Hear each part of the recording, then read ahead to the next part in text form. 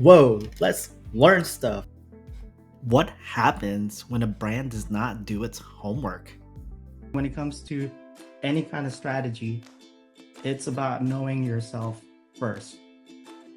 Because if you don't know yourself, or if you don't know these things that are important that would affect you, then you could really, as a marketing person, really just mess up, I guess.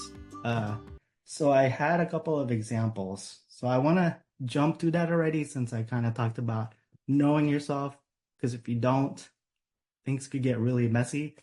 So let's see examples of what happens when a brand does not do its homework, like when it does not bother to know about itself. So, uh, anybody buy Gap or wear Gap stuff? I guess you would be like one of the cool kids, right, in the 90s if you wore the Gap stuff. So Gap, let's see, where did I put that? Oh, here we go. It's crazy when I have so many tabs. I have a really wide screen, by the way. Can everybody see this okay? Okay, good. So Gap, they tried to redesign their logo. That was one of their marketing objectives 14, 15 years ago. So they've always been known as this logo right here, just blue with that font. And then 14, 15 years ago, they decided, well, we're going to do something like this. Well, that one did not match their mission, their objective, which is to create emotional connections with customers. They failed to realize, yeah, they tried and failed, exactly. I guess they thought they wanted to be more modern, right? Because this is like what a lot of organizations do really when they try to do that is they start with their logo, and they don't realize that people have a connection with that.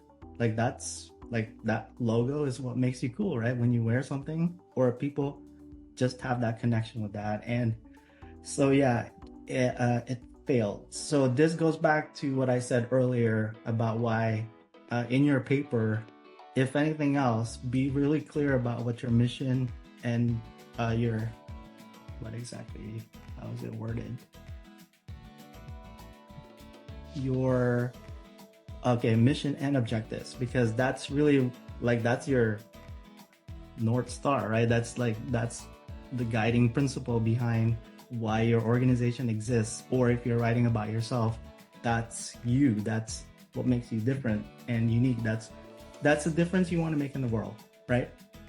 And so that's why that's important. And then the other example is Blockbuster. So it's getting to be like so many years ago at this point, to where if when I talk about it, it could go either way. Like people would be like, oh yeah, I remember Friday nights, that's where I would go. Or others would be like, what's Blockbuster, like never heard of it, or right. So but Blockbuster, it would be a thing. You go back 15, 20 more years ago, Friday night, that's where people would go, right, to get their movies for the weekend. Whether if you go back far enough, that would be your VHS tapes, or not too long ago, it would be your DVDs and maybe even Blu-rays. But anyway, Blockbuster back in like 2001, I think, is when that was.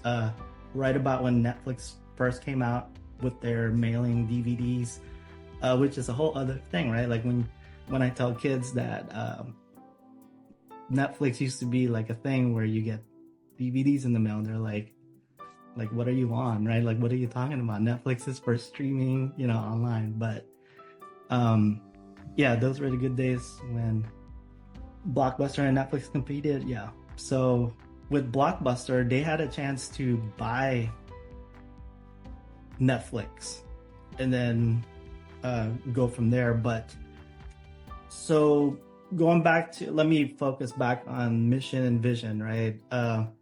Blockbuster was committed.